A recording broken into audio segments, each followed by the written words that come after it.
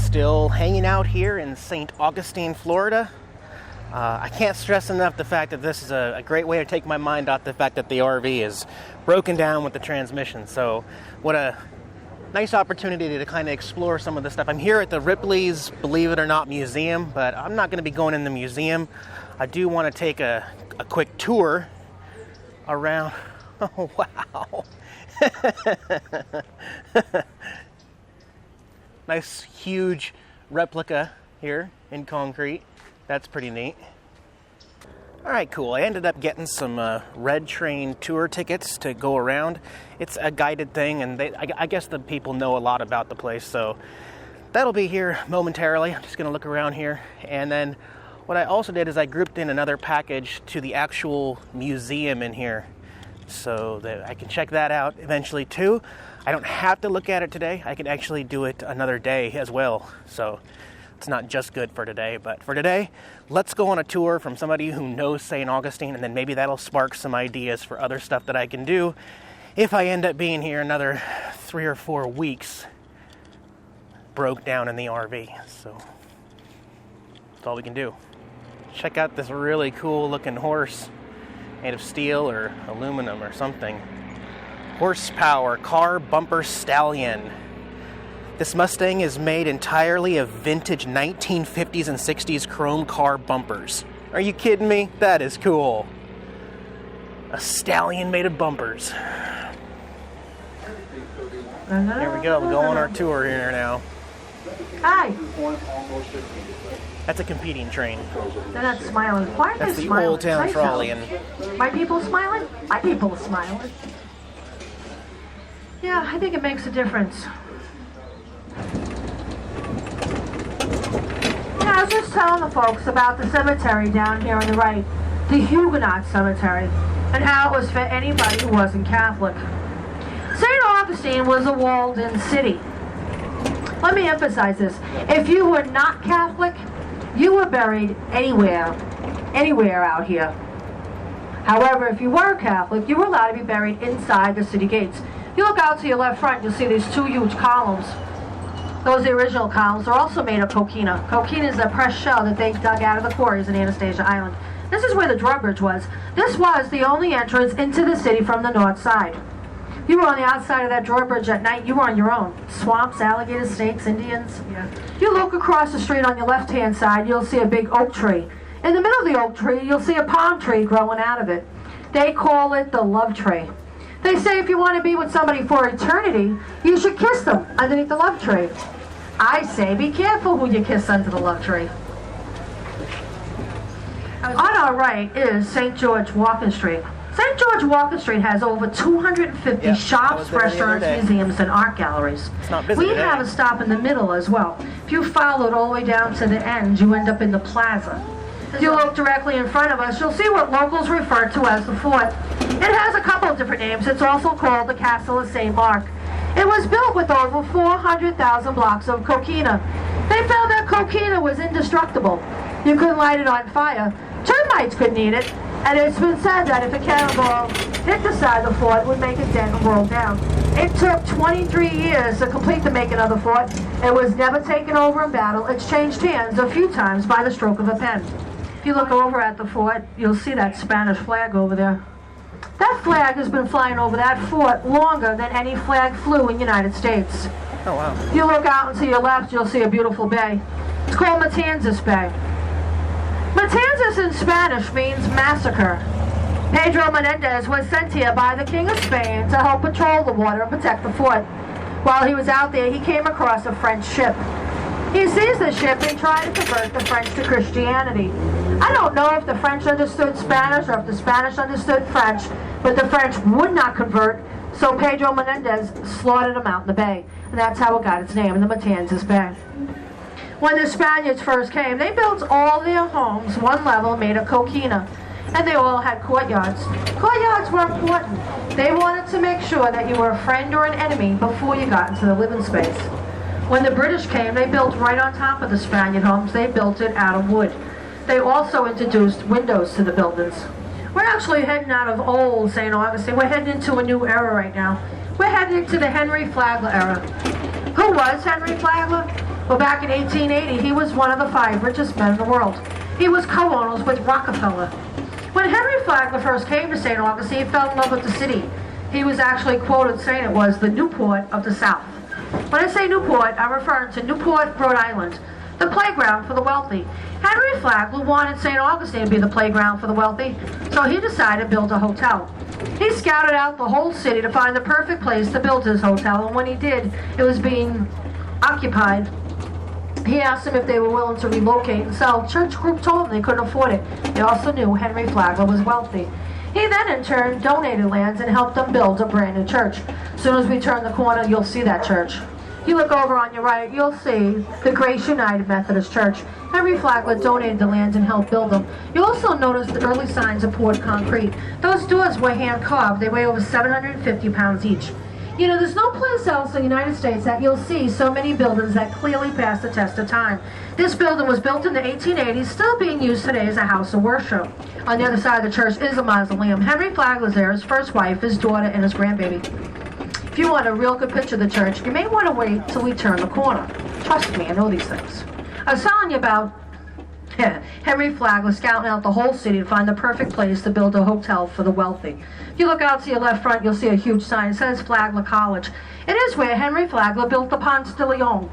It costs anywhere from $5 to $100 a day. However, it was only open January, February, March, and you prepaid. If you look back at the church, you get a great view and a great picture from here. Oh my God, she's right. She must know a couple things. If you look over at the Ponce de Leon, you'll notice it's massive. The architecture is beautiful. No detail have been left out. This little building to our closest right with the smokestack was the power plant. The power plant for Thomas Edison. The Ponce de Leon had electricity 5 years before the White House. Frank, I do have this habit of pointing out things that make you go, You look up on the balcony, you'll notice that there are palm trees upside down being used as support beams. When Henry Flagler opened up the Ponce de Leon, his guests were afraid of electricity. He had to hire someone to turn on and off the light switch. Can you imagine that being your job? You are now a professional light flicker. If you look over at the Ponce de Leon, you'll notice these cement pillars. In between those pillars, there's a black wrought iron chain. They call it a harbor chain. One pillar will be attached to land, the chain just drooping below the waterline, and the other pillar at the other end of land. However, if they felt threatened or under attack, they pulled that chain tight, it would come right above the water and rip open the bottom of wood ships. If you look over here on the right, you'll see a statue of Henry Flagler. He was in his early 50s, and beyond him is a beautiful courtyard. Henry Flagler was the Donald Trump of today. He was thinner and had his own hand. We're pulling into the Villa Zorata. The Villa Zorata was introduced to the United States by a guy called Franklin Smith. I say introduced because this is the very first building made of poured concrete. You can almost see how it was done. He made some type of platform, filled it 12 inches of cement, let it dry, moved the platform another 12 inches of cement. Probably took a really long time to get to that height. Building's been a lot of things, a casino, dance hall. Now it has ancient artifacts from the Middle East. If you look back at the building, it does resemble a little castle, and it might be just because of the poured concrete method. Henry Flagler realized not everybody could afford to stay at the Ponce de Leon, so he decided to build a second hotel on our right, the Alcazar. The Alcazar was less expensive and had more amenities. It had a Turkish bath, a Swedish bath, a bowling alley, a theater, and the largest indoor pool. I don't know about you, but if I had the choice, I would stay at the less expensive, more things to do place. Right?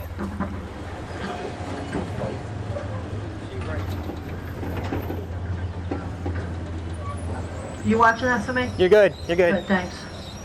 Well, he's just on the yellow line, and that's...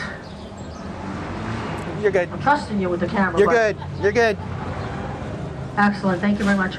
You know, one of the most important things I've ever learned was no matter what particular meat you get your vehicle in, if you can't fix it, don't.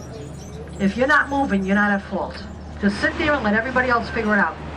On your left, you'll see a statue. It is of Pedro Menendez. He's the founder of St. Augustine. He came here on September 8, 1565.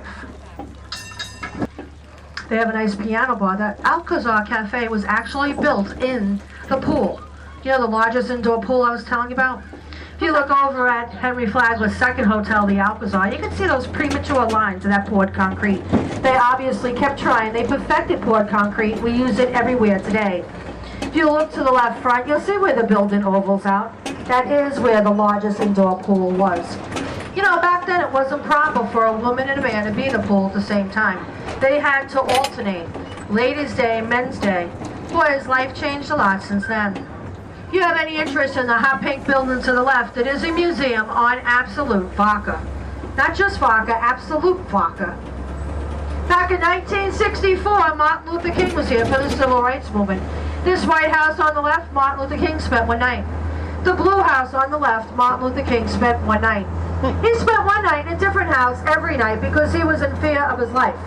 And like every city across the United States, they have a Martin Luther King street, road, boulevard, highway, expressway.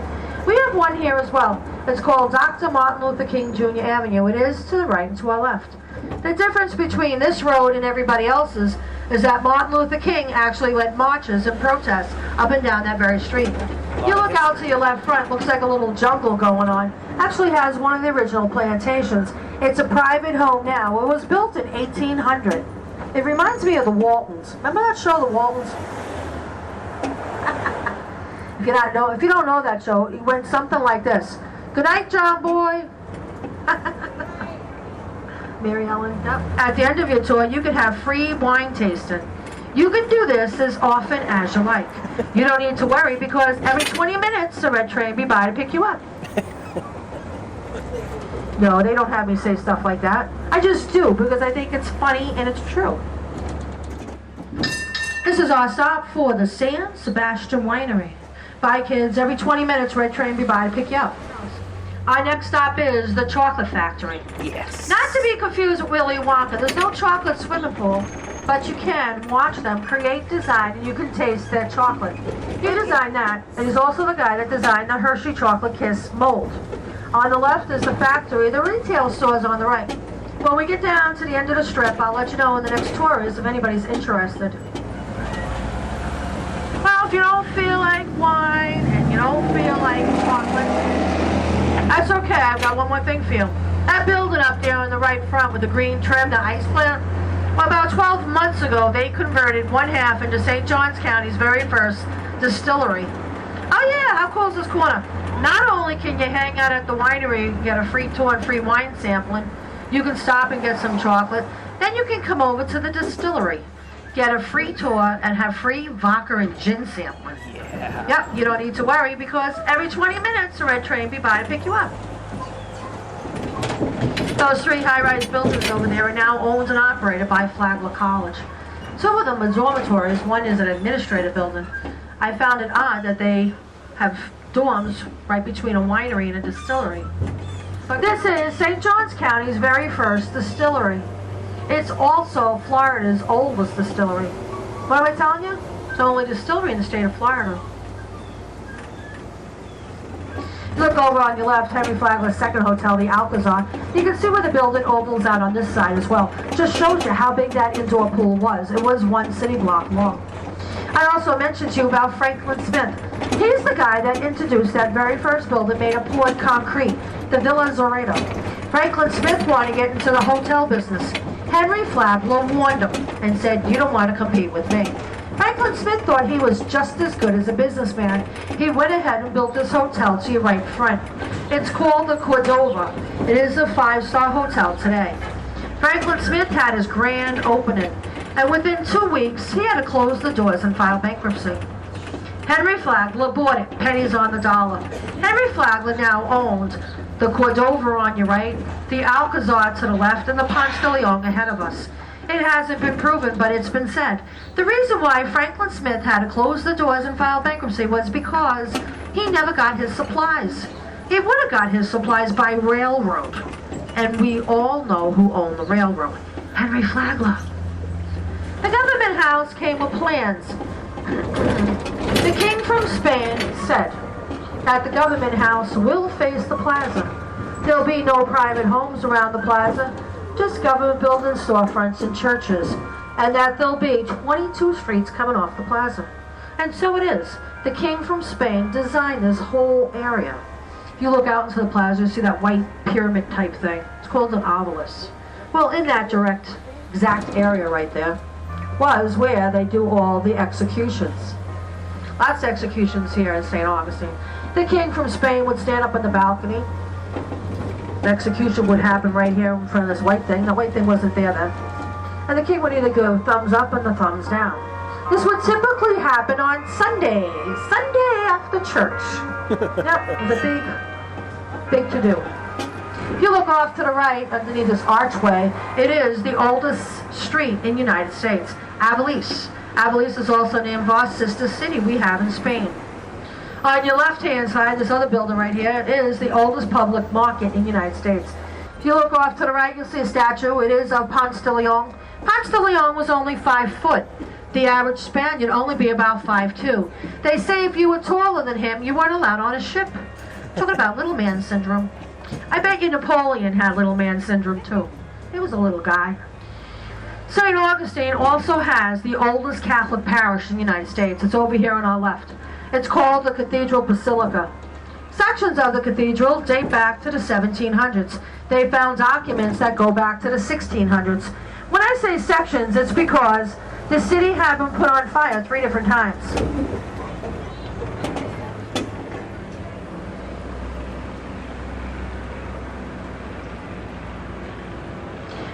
You know, I did mention to you about that St. George Walking Street. It is on the other side of the cathedral.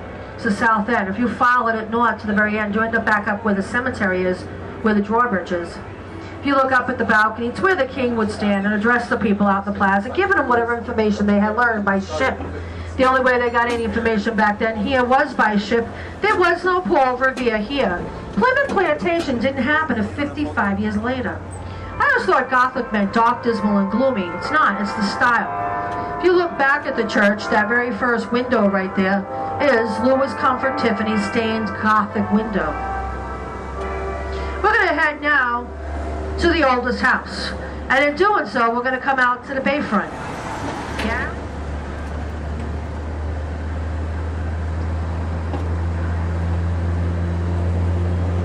I think this is really cool. You know, I don't know, when you come to a new town, how do you find out all the things that they have to offer? Nobody really talks about this. I think It's so cool that I have to tell you. If you look out to your left, you'll see the pirate reenactment ship right there. The cool thing about the ship is it has these different excursions out in the bay. They have one that's called Adults Only, and they have pirates and wenches. Yes. They also do reenactment battles out in the bay. If you're going to be in town, you're looking for something different, you might want to check out their itinerary. There might be something that interests you. Maybe. It's called the Raven. Raven. You look across the beautiful bay, you'll see the island of Anastasia. That's where the alligator farm is. Perhaps you're not aware. They also have a zip line that goes over the alligator farm. Well. If that was something you were thinking about, you may want to sit back and rethink it. Lighthouse is over there, it's still operational. Has 218 steps going up and 218 steps going down. On the other side of the lighthouse is the Atlantic Ocean. A couple miles out is the Gulf Stream. The last time the city was put on fire was in 1702.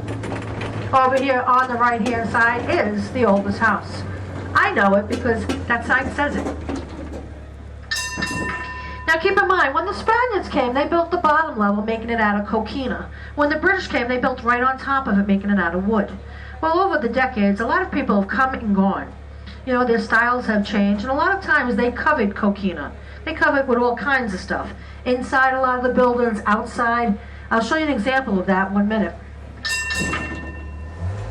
This is the furthest southern point we go. This is where we turn around, we start heading north. We'll stop at all the points of interest on the north side. Now I was talking about coquina. Coquina is right here on the corner of this wall right here. And again, it's a pressed shell that they dug out of the quarries of Anastasia Island. All the Spaniard homes are made of coquina. The great fort was made of coquina. It became so desired that the King of Spain started taxing them on it. Some things just don't change. They have the poor man version of coquina next to the Fountain of Youth. If you look down the street on your right, you see a little pink house. It's a fine example of a Spaniard home. One level made of coquina. We're still using that today. Coming back out to the bayfront, I'd like to talk to you a little bit about the bridge down there. It's called the Bridge of Lions. It was built in 1927. It is one of the 5 most beautiful bridges in Florida. It's also a drawbridge. They have a ferry that'll take you over to the island of Anastasia. There's a small tour ship that will take you around the island. They have kayaking in here as well. If you look out to your left front, you'll see a bunch of palm trees. In the middle of those palm trees, you'll see that statue of Ponce de Leon. You'll notice that he's pointing to the north. Some people say he's pointing to the north because he's showing you where the Fountain of Youth is. Other people say he's pointing to the north because he's saying, "Go home, Yankees." Ooh, you smelling that? It's pretty ripe, ain't it? I figured out what it is. You want to know what it is? This is probably the longest light anywhere in town. Well, because of that, not only do we get stuck here forever, so don't those horse and buggies. What are those horses going to do? You know, in New Orleans, they clean the streets twice a day. Here, they won't even funnel water out. Things make you go. Yeah. You look off to the right, you'll see 2 marble lions. Those lions is what gave the bridge its name, Bridge of Lions. They were donated to St. Augustine by a fellow called Andrew Anderson. Who was Andrew Anderson? He was the son of Andrew Anderson. Seriously, the first one was Henry Flagler's personal physician. The second one was mayor of St. Augustine for a short time. We also have a street here that National Geographic wrote up as one of the 10 most beautiful streets in the United States. So over next to the Fountain of Youth, we'll be heading over there as well. Correct. If it didn't have a moat, it would not be considered to be a castle. A moat. It's been said that they were in battle for over 55 days, and the dry moat just ensured that their livestock would carry them through. You never knew how long a battle would last and how long you'd be stuck behind the Great Wall. This isn't one of these forts that they stayed in. If there was nothing going on, they'd venture back out into town and go home. The Castillo de San Marcos is also the oldest standing monument in the United States. Wow. It's made of coquina. It's gone through battles, hurricanes, storms, floods. Still stands today. If you look off to the left, you'll see the Huguenot Cemetery. There's about 100 tombstones, well over 500 bodies, mainly because of the yellow fever. Back in 1821, there was a ship out there in the bay. It didn't come into the bay like most ships, where men were dancing and cheering because they're finally getting their feet on solid ground. No, this one was so quiet, it was eerie. It didn't have any sails. Kind of floated around. Well, after a day or two, townspeople started getting concerned or curious. They went out to the ship, boarded the ship, and found only one person alive. They took that person into town to nurture him back to health. It's not what happened. When they took him into town, within a short time, he in fact infected 1/3 of the population with the yellow fever and wiped them out. Ooh. You know, they didn't know what caused the yellow fever. They couldn't prevent it. We know now that the yellow fever was caused by mosquito larvae, mosquito eggs, in the fruit that came in from Cuba. That was back in 1821. If you look to your left or to your right, you'll see what all the hubbub is about. For picture purposes, I always say pick the left. This is your left, guys. One of the 10 most beautiful streets in the United States. You see magnolia trees? No, you don't. Hey, when we drove around, we talked about coquina. Coquina is that pressed shell that they dug out of the quarries in Anastasia Island. Became so desired that the King of Spain started taxing them. Well, the poor man version of coquina are these walls right here. It's called tabby, T-A-B-B-Y. They found that tabby was a great defense wall. Odds are, if you try to climb it, you get cut up. If you got cut up, odds are you'd probably die. They didn't have antibiotics for infections back then. Hey guys, real quick, I'm back in the RV today. And so now I've gone on this train tour where I feel like I've gotten a little more information about what all is in St. Augustine, and I don't want to just rush into everything because, like I kind of said, depending on how long this transmission repair lasts, I need a way to get out and experience and do something different than just sit and sulk. So these attractions and everything that I want to go to, it's really for me more than anything, but I'm putting a lot of effort into sharing them with everybody as we kind of go along. It's actually an incredible effort to carry around all these batteries and different cameras and audio equipment and sync all of that together and edit it down so that an hour and a half long trolley ride is actually manageable to watch in a way. So that's a lot of work happens at night to put this together. And Also, I understand, I do read the comments sometimes. I can't always get to them.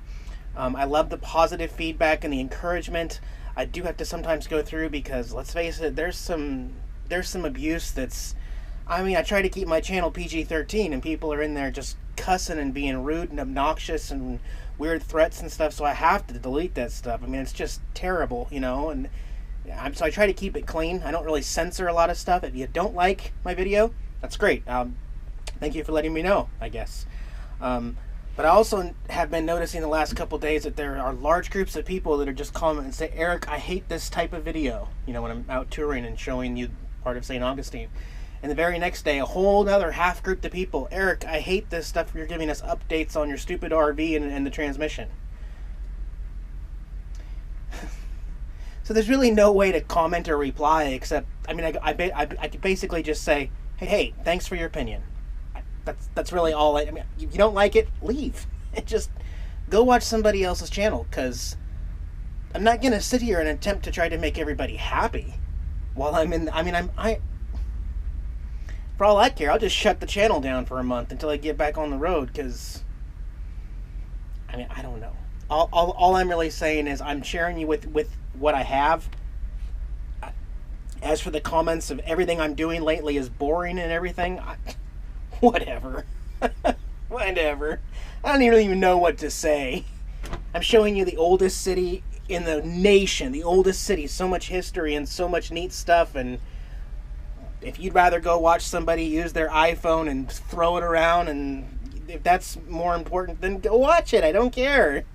But I can't. Physically, it's impossible to cater to everyone's needs and wants. And I don't really do that anyway,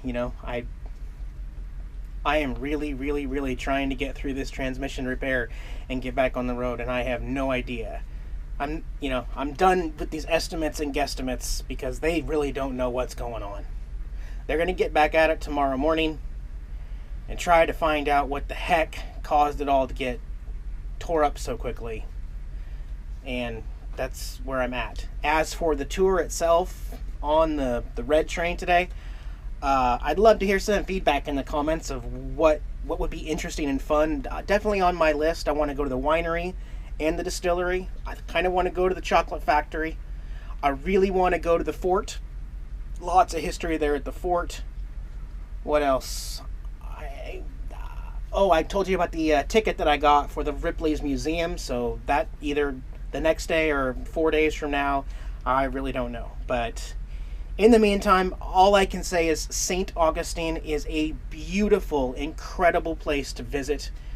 I think anybody could easily spend a week here and not get tired of it. I'm in Jacksonville now, but a week there and not get tired of it. So I will continue to kind of mix in some updates with the transmission, as well as to take my mind off it, go out and experience St. Augustine a little bit each time. But I'll look through here and see what I can find as far as a tour and see what I can change. Jax is down here eating.